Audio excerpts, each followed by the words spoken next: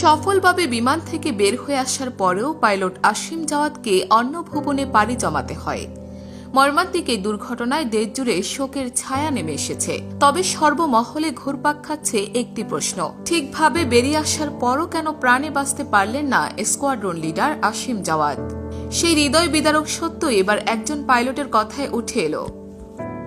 Bangladesh flying academy and general aviation limited a pilot হিসেবে কর্মরত মেহেদী হাসান শাওন এই প্রশ্নের উত্তর দিয়েছেন। 10 মে শুক্রবার বেলা 3টার দিকে নিজের ভেরিফাইড ফেসবুক পেজে আসিম জাওয়াদের প্রাণ যাওয়ার কারণ তিনি ব্যাখ্যা করেন।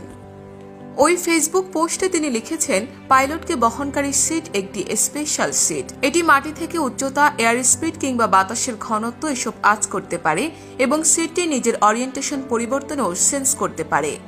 সেই অনুযায়ী গতিতে সিটটি প্লেন থেকে বের হয় ও সুযোগ বুঝে প্যারাশুট খুলে দেয় এবং পাইলট থেকে আলাদা